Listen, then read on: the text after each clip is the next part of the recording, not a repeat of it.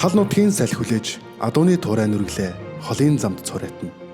Энд Монголын удам талд мянган жилийн түүхтэй нэгэн соёл өнөөч амьдарсаар байна. Адуу Монгол хүний амьдрал бахархал зүрхний хэмнэл.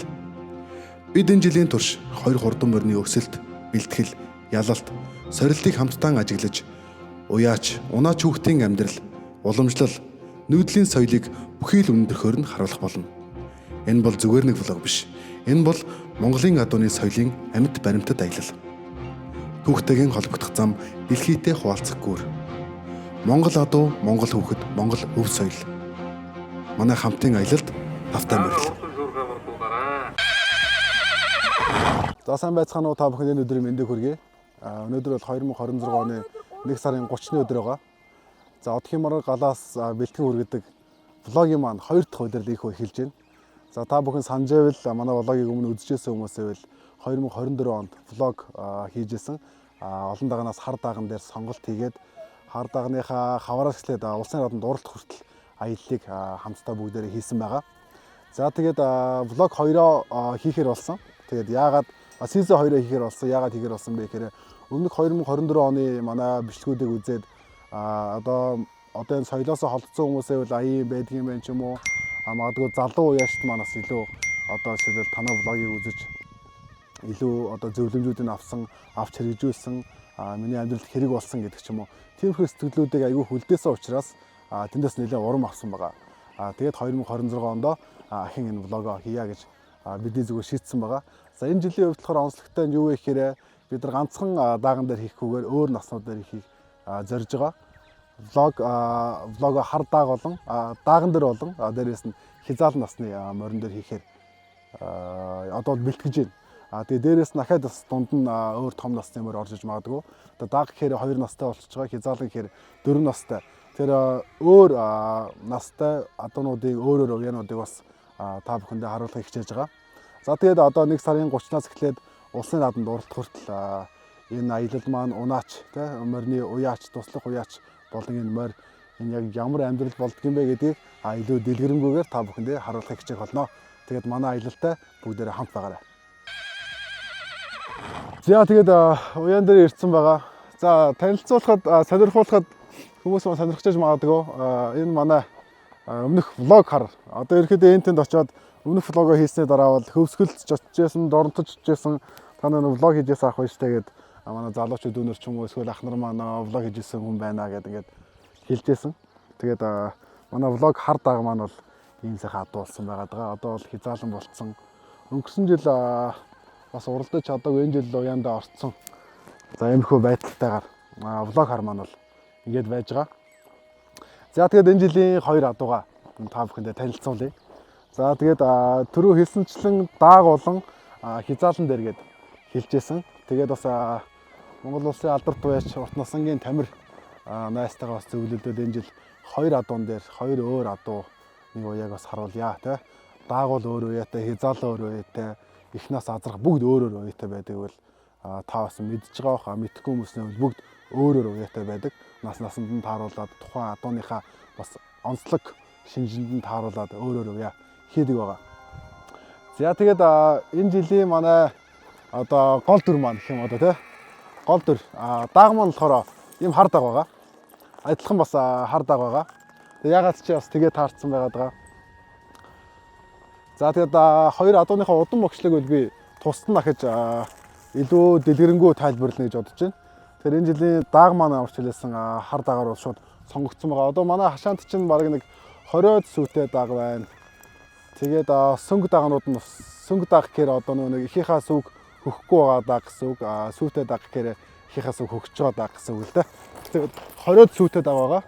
Тэгээд ерөнхийдөө нэг 10-15-6 юу сөнгө даагнууд ерөнхийдөө байна. Тэр дугуйдаас хамгийн одоо байх боломжтой гэж одоо сонгогдсон дааг маань бол хар дааг маань байгаамаа. За өгчлөнүүд дараа нь илүү дэлгэрэнгүй тайлбарлана. За хязаалан нас. За тэгээд хязаалан нас маань болохоор ийм саар лүр байгаа. Саар лүр тэгээд бас зарим нэг хүн хэрвээ санаж байвал манай хар даагтай хамт адилхан дааган үедээ бас манай влогонд бол бичлэгэнд бол нэлээд орж исэн. Тэр үед сонголтын дээр бас нэлээд хэдэн саарлагыг сонгоё өдр гэжсэн. Тийм саарл одоо үрээ маань одоо хязаалан болчиход байгаа. Тэгээд ямар ч байсан энэ жил хардаг болон саарл өрөө хоёр дээр бичлэгээ хийнэ. Тэгээд одоо морины ажлын хувьд болохоор юу явагдаж байгаа гэхээр 12 сарын ихээр бол бүх морд маань хашаанд орж ирж байгаа. Тэгээд даагны хувьд болохоор ингээд хамгийн анх удаа хашаанд орж ирж байгаа учраас хашаанд тасах хугацаа гэж байгаа. Тэгээд дээрээс нь дагаа номлуулах хугацаа гэж байгаа. Одоо монголоор бол сургах гэж байгаа тийм. Тэгээд дагаа сургаад явталээс одоо ингээд хазар нөхцөлийг болгоод баруун зүнээ мэдүүлээд яаж байгаа хөтөлж яваад ирэхэд нэг тийм сургалтын үеийг ингээд дууссан. Тэгээ саяны ийд хүүхдээр ирэхэд амраагаад эхэлсэн байгаа. Одоо амралтын үе ямар ч байсан сургацсан байгаа. Тэгээд 3 сарын 1-ээс даагныхаа ажлыг эхлэх гэсэн. За хязгаарлалын хувьд болохоор одоо бас адилхан 12 сарын ихээр хасаандаа болж ирээд хижээлээ идэж эхлээд бас хашаандаа басан зогсоод тэгээд одоо болохоор яаж байгаа вэ гэхээр ихэд ажлуудад эхэлсэн байгаа. Тэгээд дангаар нь бол тууж байгаа юм билээ. Одоо олон нийлүүлээд ингээд бэлтгэл ажил хийдэг. Хүүхд унуулахгүйгээр бэлтгэл ажлуудаа ингээд хийгээд одоо жоохон 5-аас 7 км ч юм уу мордуулахгүйгээр сайхан хөтлөөд ингээд алхуулаад шогшуулаад авахуулаад ингээд ерөөдөө бэлтгэлүүдээ ингээд хийж гэнэ гэсэн. Морины одоо ажлын болохоор ерөөдөө жилийн 4 өдрийн туршид явагдаж байгаа учраас одоо бас өвлийн ажил бол маш чухал ажил гэж манай уяас нар манаас хэлж илээ. За нэг тиймэрхүү байдалтай л одоо ажлын хөдөлгөөний ажиллагаа байцаалах. За тэгээд хэдүүлээ удам өгч сургаарай. За саарл хязгаарлан болохоор Монгол улсын алдар тойч урт насангийн тамирын онохон. За тэгээд Баянгор аймгийн Баянбул гэсэн мэрэгт Бадамсэдийн давуу газрын саарл хязгаарлан байгаа. За тэгээд саарл хязгаарлын эцэг нь болохоор урт насангийн тамирын Ирланд гэхэр нэртэй азар байгаа. За тэгээд их нь болохоор Сүхбаатар аймгийн Халзан сүм мэрэгт Жамин шаргуй босоо зэрд орсон юм хонгоргүй байгаа. За саарл хязгаарлын хөвтөл юм байна. За хардаг болохоор Ховд аймгийн Даруй сүм мэрэгт даваа цэрэнгийн их манлайн унган. За тэг өөрийнх нь даг. За тэг хар дагны эцэг нь болохоор Бэхэтхийн мал найфад араа базар байгаа. За Бэхэтхийн мал найфын эцэг нь Трэдхас ихэн Содоф мал найф гэдэг. За тэгээд эхийнх нь эцэг нь болохоор Амер байгаа. За Америк бас манайхан мэдэх харангуй уралдаж төрүүлсэн. За тэгээд араа базар дундаа бол өнөө цагт үржлийн эцэг мал талдаа бол нэлээд алдарсан тийм цусны азраг байна гэж Бэхэтхийн мал найф маань. За тэгээд хар дагны их нь болохоор бууралгүй байгаа. Даваа цангийн их манлай өөрийнх нь бууралгүй байгаа. За тэгээд бууралгүйний эцэг нь болохоор Сүхбаатар аймгийн Халзан мэрэгт Монгол улсын алдар туяач Аргачаагийн оё агсны буурал азрагны төл бууралгүй. За буурал азрагыг төдөлөө манайхан 2004 онд Алтан онд сайрагдсанаар нь мэдж байгаах Алтад шарах азраг мөнгө үлдэртэй хамт. За тэгээ буурал азрагны их нь болохоор хулгүй байгаа. Тэгээд хулгүйний эцэг нь болохоор Стаугийн хул азраг. За энэ бас энэ зам бас нэлээд шуугуулсан хонгор хул соёлонгийн бас өвөө нөгөө энэ хул азраг юм. За тэгэхээр бас нэлээд сайн зүс орсон гэсэн үг. За тэгээд хул гүний их нь болохоор их хамгаалангийн хэрэг гэж Сүхбаатар аймгийн Халзан юм байна.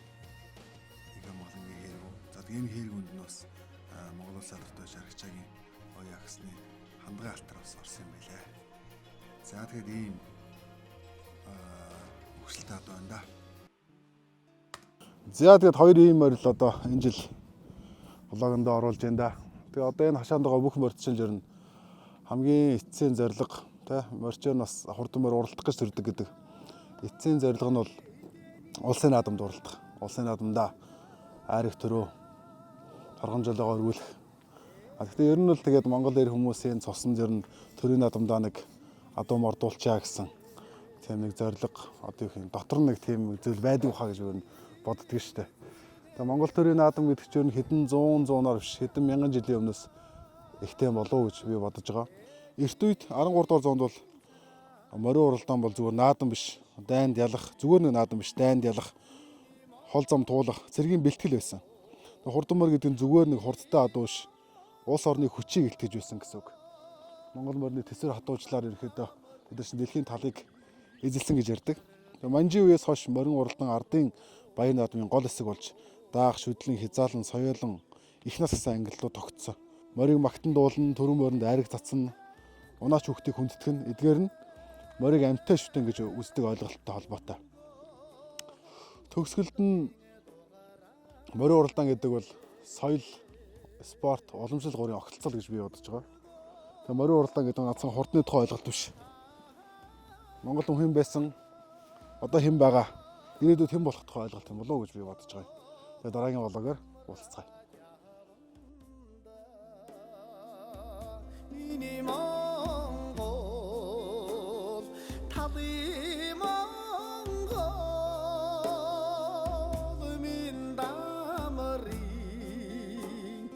Chargaling